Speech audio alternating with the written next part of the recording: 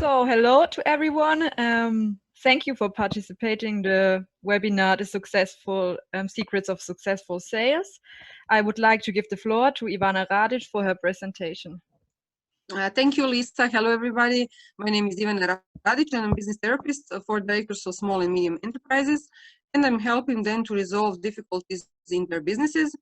I'm also president of International Business Women's Network, and I'm doing educations for women who want to start their own business or have some difficulties in their work. So our today's presentation is Secrets of the Good Sales. So a little bit about my sales experience. I was doing sales throughout years through telephone, like telemarketing sales, and sales for advertisements for one business magazine in Croatia, printed edition. And also I was working in one boutique, selling, things, clothes for women. So I have different sales experience, and I like sales. For a good salesman, you have to like what you do. So my first slide is, can somebody else do my sales? This is the first question that frequently asked question when I have my education and women want somebody who will sell their products and services for them. They ask, can you do this for me? Well, who can sell best your products or services than you? But of course, there are some people who don't like to sell. They are afraid of it. They think that they don't have skills, abilities for that. They don't want to do it. So you can have somebody who will sell something for you, but you have to be prepared that you have to pay this person. This is the first thing. The second thing, you might engage somebody who will not be so passionate about your products and services, and this is also a minus. So it is better for you to learn and master your sales abilities. So our next slide is about relationship. Sales has different things in the process. For example, you can sell different products to different audience, to different customers. You can have a different type of processes. Some sales are very quick. Some of the sales are very long. For example, if you are selling a big machine for printing industry, for example, this sales process might be very long. For example, 6 months from the beginning to the end might go some time. So you have to be prepared of that. There is a lot of variables that change in each sales role. So it can be very hard comparing someone who is selling cars, for example, and someone who is selling property, or someone who is selling insurance, to someone who is selling corporate software. But selling process is always simple. It has very simple rules you have to follow. So selling is about relationships. What does it mean? It doesn't matter what you sell, people buy from people. So in the world of competition, it can often boil down to your ability to build a better relationship. This includes a mixture of building rapport, identifying needs, showing genuine interest, and building trust and adding value. The question you have to ask yourself always is, why should my prospect choose me over my competition? Why should my client buy from me, not from my competition? And the answer is always about you. It is about you and your relationship with this person, not about your product. So our next slide is about, yes, well, we have to make a new share because it is not going to work, but okay, we are going on the 4th. So the sale is not about, it is not about your product, but you're going to some business meeting, first identify your client. Who is your client? You are not going to sell potatoes to some technological company, for example. You're going to sell something else. So this is the first step. So you are going to go to this meeting, and your assignment is to listen. Listen to these people, and what are they doing, how is their business, what is going on, so you can adapt and sell or make proposal how you can resolve their problem, their pain. So you need to make the whole thing about their problem or their reason for buying, and not about your product. Their need should always come first, and then you when you satisfy their need, then there is your product who is going to resolve their problem. So the key to success in sales, yes, is a principle that will count, is the need to identify the pain behind buying decision. Why do they want or need your product? What problem will it solve, and how will it remove this potential pain from them? People will often buy for emotional reasons, which they then back up and justify with logic. So you have to be aware that you are solving their problem with your product. So when we come to the price, this is the, at the end of the process, you are going to talk about the price. The price is always a problem when the customer or client do not see the added value in your product. So there is a lot of different products out, and most of them have the same features or they have slightly different features from yours. What defines the price is the value that you create for the product and what it can offer the potential buyer. For example, you have a lot of women who stay at home and they don't have enough time to go to the gym, for example.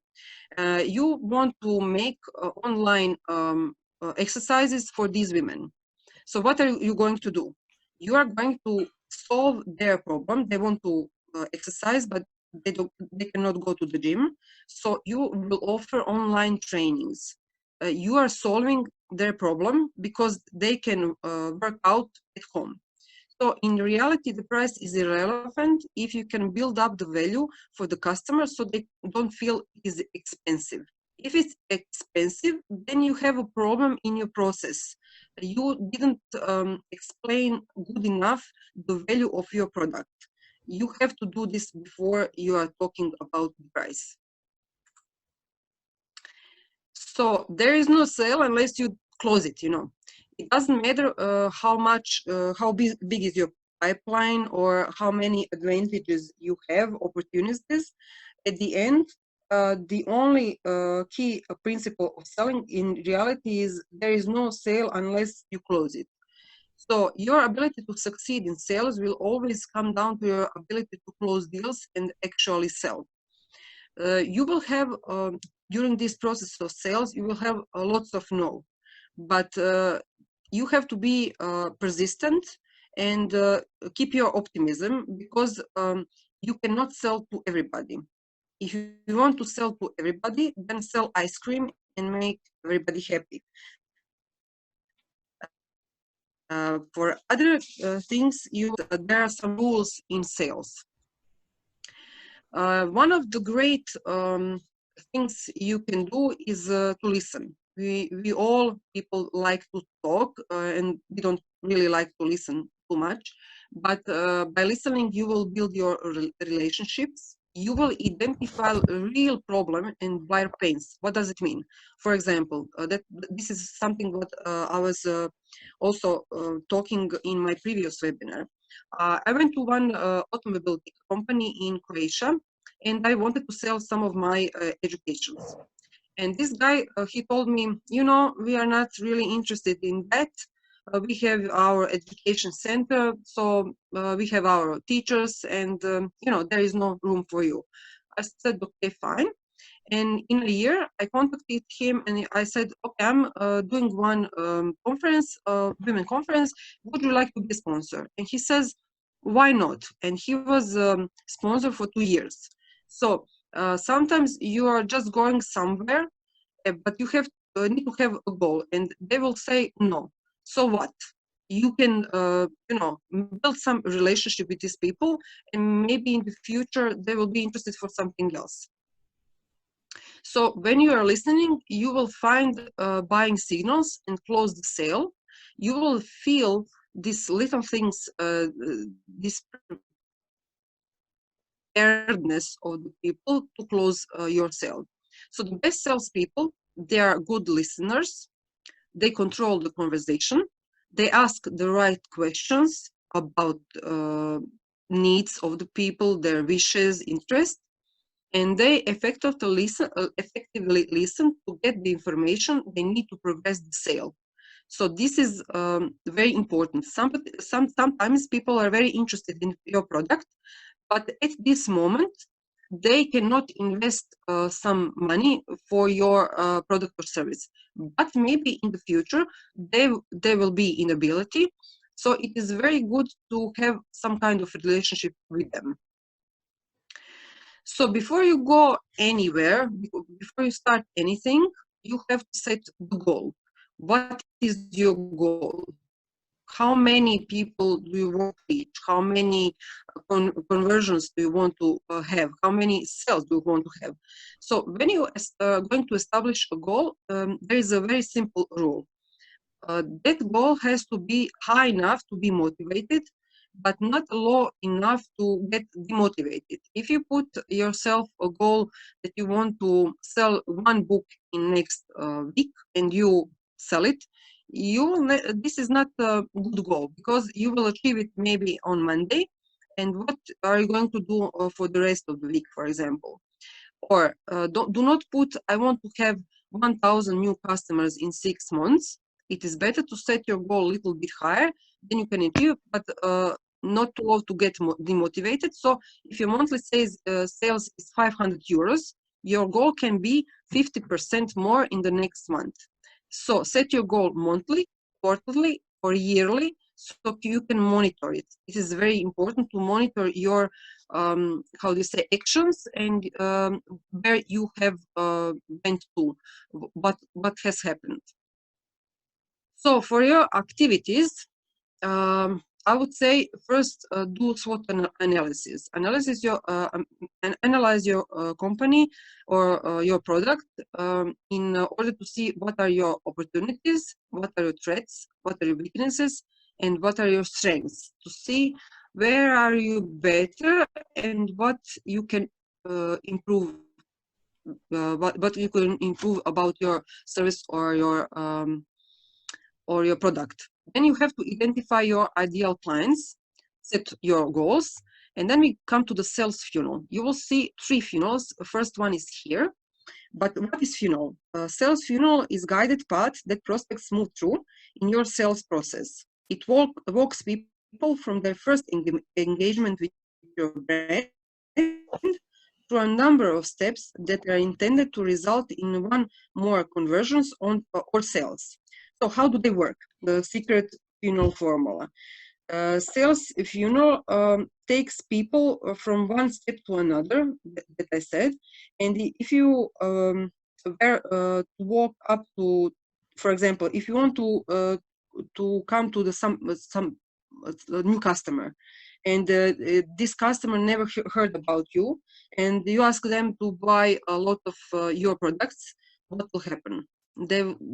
They probably will not buy anything because they don't know you. So first of all, you have to make this awareness. This is stage 1 on this funnel you see on your screen. This is prospecting. The most things you will do here is marketing. Then in the second step, discovery, you will qualify your leads.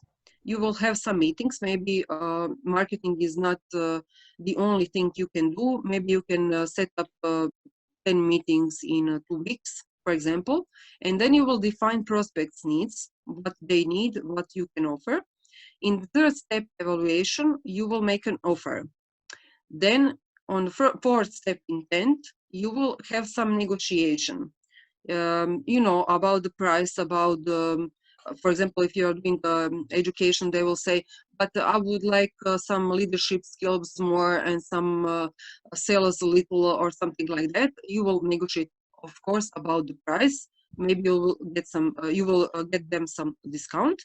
Then you will have a purchase, like closing the deal, and in the end you will deliver the product and you will make them loyal to you. But you have to be aware that you have to be available when you deliver the product, when they try it. After sales, customer support is very important. On this, the following slide, you will see examples of the sales funnel. You see the prospects, then you see the contacts, then you see the leads, finalists, and the clients. So you will start with prospects. Maybe you will have some, for example, client base. So you can start calling people from this client base. After, I don't know, 100 calls, you will have some leads, some people who are interested. They might be interested to buy this. Then you will have finalists, and at the end, when you sell, you will have clients. This other picture says the top of the funnel is a marketing. Then the middle thing is a sale process, and at the end, there are customers. So what to do to start your sales funnel? First, identify your ideal customers. You have to consider their gender, age, education, profession, interests, likes, dislikes, what motivates them, what goals do they have, what might prevent them from buying. This is my example. People who want to buy my education classes. These are my prospects. Age from 18 to 55. Better definition, directors of small and medium enterprises or people who want to start their businesses. Education, middle school or up. Interest, how to become an entrepreneur, how to develop their skills in running businesses. Motivation, for example, they maybe want to have more skills or another perspective of their business. Their fears might be fear of failing. They do not have enough knowledge to overstep some issues in their businesses. They want another perspective. They need some help in, for example, through workshops, education, one-to-one consultation. And goals to overcome some difficulties, hear another opinion, resolve some issues, start a new business, company, some help with that. What might prevent them to buy my education? For example, cost. If they don't have any money, any cost will be too much for them. So I can give them, for example, some free class or free one-to-one consultation. Maybe they don't have enough confidence, so we need to build this up. Or they didn't hear about me and about this opportunity, for example. What are the things you have to go through? These are 4 stages of AIDA model. First is attention. You need to get attention from your prospective buyers. Notice attentiveness, perception of advertising message. Then you go to the interest shown by customers in the advertised product. Then desire to buy the product from the advertisement, and then action, actually to purchase what you offer. So first step is awareness. Maybe these people which you want to attract have never heard of you. They don't know who you are, what are you offering. This is a very probable scenario. So you have to reach out to them where they spend their time online, for example, a particular social media platform, industry community group or discussion board, someplace else. I don't know. You have just to introduce yourself. What I have done, I went to LinkedIn and I Google people, not Google them from LinkedIn, from this network, and I see who of them are directors, and I send them messages to have a coffee and to speak about maybe potential some relationship or doing some business. So at this point in awareness, it is all about education the prospect about their problems and your solution, but without selling or asking for anything in return.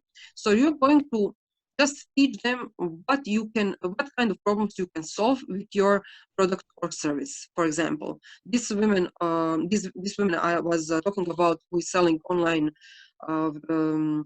exercises, she's solving a problem of women who are staying at home and they don't have time for gym, for example. I'm solving a problem for somebody who stuck in their business and they don't know way out. They are in their subjective, feeling, and they don't see the bigger picture.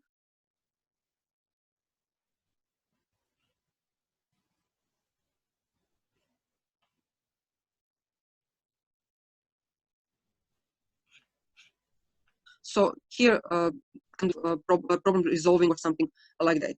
So first is awareness, and you don't sell anything here. Then you have disinterest. So you hooked some people, even a little, with your some free blogs, videos, and infographics, and then it is time to convert them for prospects to leads. So you have to do something irresistible. So something what will hook them more. They are aware of you now, but they are interested, but you don't know if they are interested to buy. So you can offer your lead magnet in exchange for their contact details. For example, you can say, okay, I will give you one-to-one consultations, and you will build your email list. I will give you, for example, one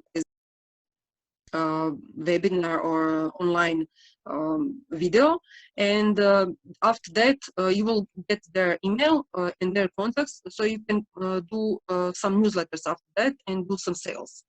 So in this phase you continue to educate them, you answer for their most common sales questions, but then you say,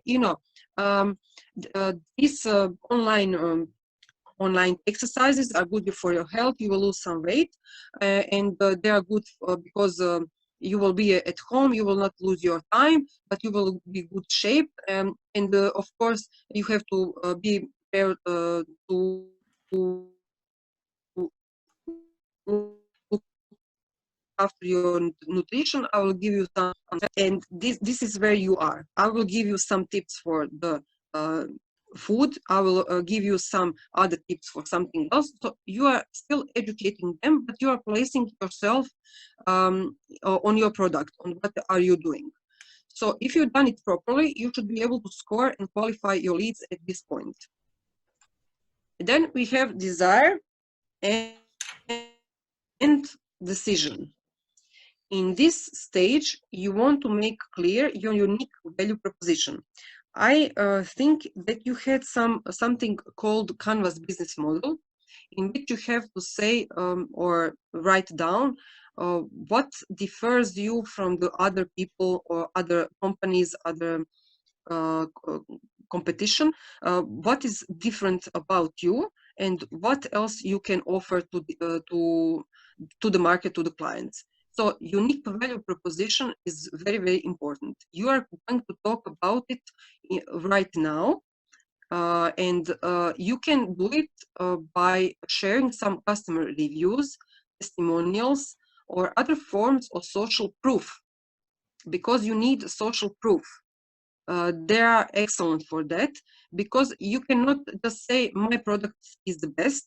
You have to show it, and you will show to the clients or your prospective buyers that this product is excellent by customer reviews, testimonials, or other forms. You can conduct, for example, a survey among your clients to answer some simple question and make a little research and share this with somebody who is interested in your products or services. Then you go to the last phase. This is action. You have to sweeten your deal, compel people to buy. So you might give them a limited time discount or some coupon, a free consultation or live demo, for example, but that free consultation which will last 3 hours. This is free consultation for 30 minutes, 45 minutes, and after that you have to pay. Free shipping for the first order. and you have to make this offer impossible to resist. So you can also provide some case studies, endorsements or reviews, or some suggestions for getting the most out of your products. If you are, maybe for you it will be good to explain what else with your products what you can do. For example, if you are selling apples, then you are not selling only apples. You are selling recipes for apple strudel, or I don't know, something else. So you can always connect other things with what you are providing. And then we come to money. It is better to call it investment, because people are always concerned about their money. So offer estimates on money saved or return on investment. Walk them through payment options. This is very important. Is it monthly, annually, one time? Why is it important to walk them through payment options? Because people need to have clear payment options, and they have to be easy. And then highlight customer service and communication channels. Why? Because when you buy something, if it doesn't work, you want to ask the person who sold it to you, why does this, why it is not working. So you have to be available for them. Better customer service means better customer satisfaction. So this is really, really important. So pay attention to this, and measure what you have done so far.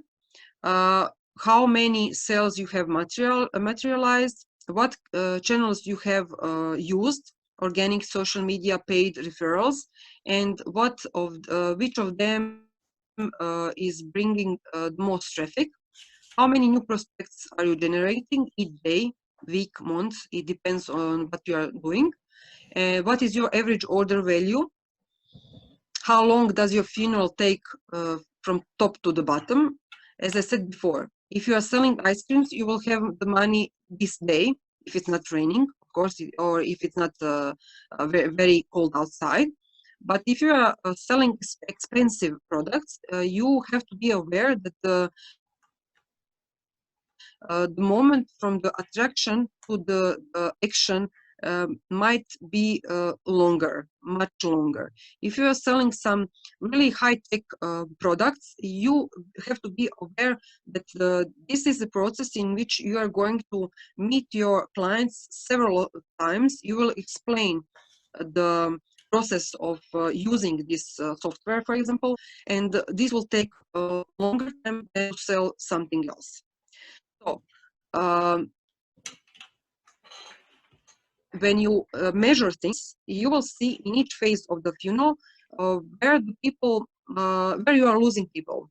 Maybe you can attract them, and then they're very attracted, but they don't want to buy anything. So you have to work on this first part, attraction. Maybe here is one problem. For example, if you send them a demo which is 15 minutes long, then this is too long. Maybe you have to shorten it, or you have this some kind of papers, ebooks which are too long. Put it in a shorter way. So you will see where the people are, where you are losing, and you can improve it. So this is one of the frequent asked question. What if they say no? If somebody says no, it means she's not interested. She's not interested now. She has something else to focus on right now. So it is bad timing. So what can you do when this happens?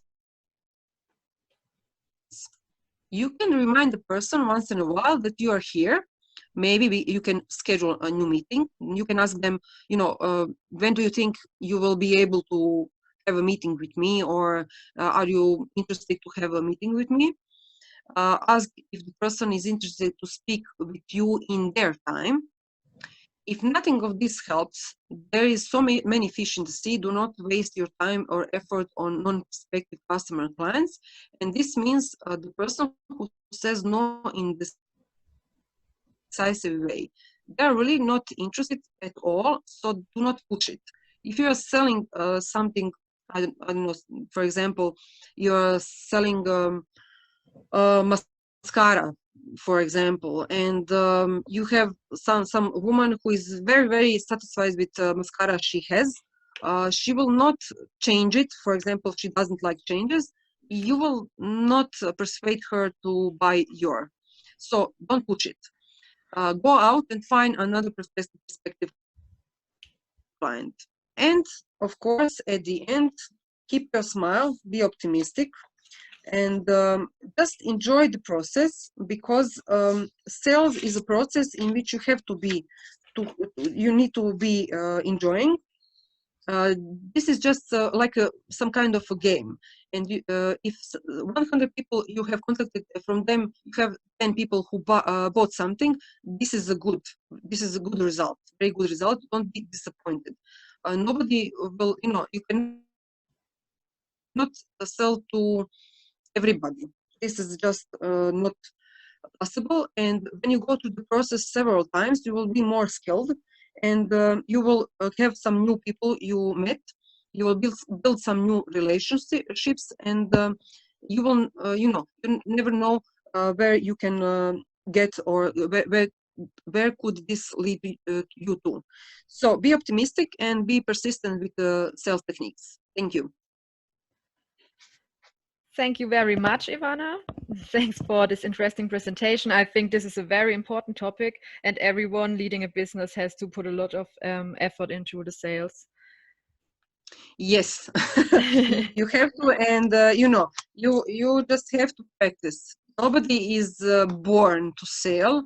Everybody has making some exercises, like you have to improve your skills in sales, but you have to know some things. For example, that as I mentioned before, that if you have 10 people and you contacted them and they said no, maybe 11th is the one you are looking for. Just keep your good attitude, optimistic attitude. Yes, I think this is a good advice, and never to give up. I have a question regarding the amount of sales channels. Can you recommend me how much channels you have to use at the beginning? Or are there some sales channels, for example, social media, which are the most necessary ones, or is it just depending on the product to sell?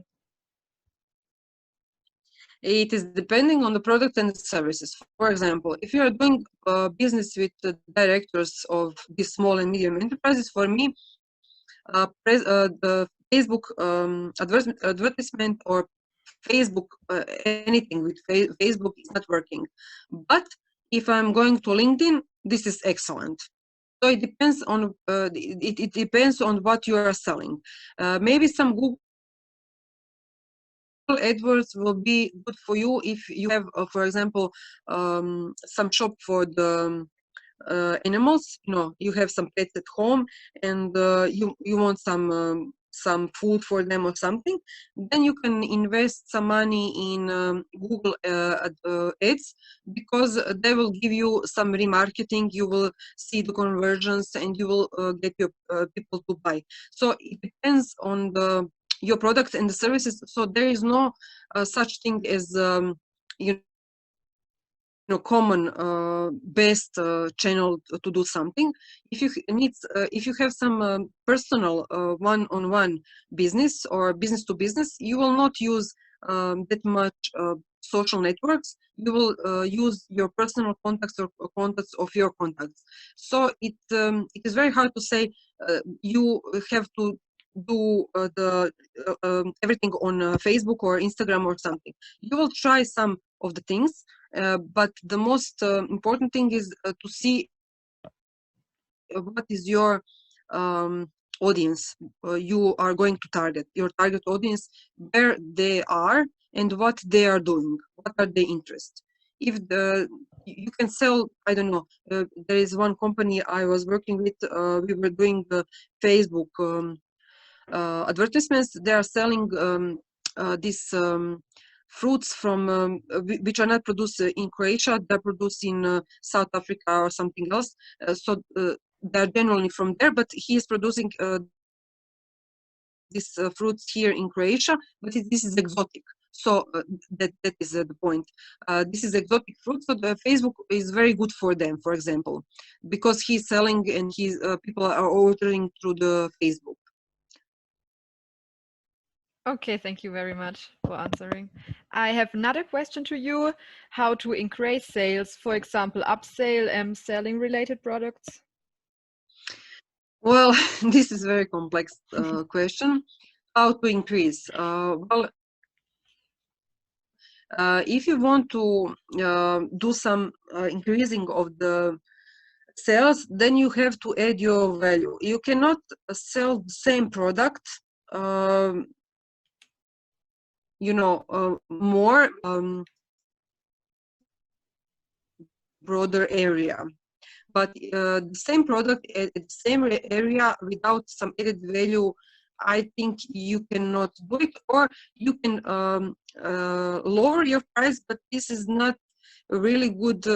This is not really good strategy. For example, in Croatia, we have one woman. She's very well educated, but she's selling her products, her education for really little money. It means like 15 euros one education, and the regular price is 200 euros, for example. And we all have problem with her. But at the end, the market, how to say, they recognize her as a person who is doing it very cheap, and she has her audience. But we are all asking what she's doing for the 15 euros. What quality of this is that? So you have to add the value to do or add something to your product to make upsell, to increase the sales. You have to do some other strategy. So this is something, like a special webinar for that. And I cannot explain in this one. This is just, beginnings. Thank you very much, Ivana. Another question is, you told us that it's very important to create awareness at the beginning. And do you think a testimonial could be helpful to raise awareness and to share some experience of the people and to create trust? Yes, you can do for the first for the attraction. You can do some testimonials. Well, if you are going to attract somebody, you have to attract it with your proposal, some kind of you have to educate them about something. You can start a blog, for example. You can do but if you start immediately with testimonial, well, I don't think it will work. You have to explain your product, your service, to educate them, and then to give them testimonial. So they will have a proof of that. So you can do paperwork, some papers, you can do demos, you can do some YouTube video, you can give some consultations, whatever it crosses your mind, you can give them. Okay, perfect. Thank you for the advice. So I think there aren't any more questions. Then I would like to thank you very much for your presentation today, and I would thank all participants for listening. Thank you, Lisa. Thank you. Thank you.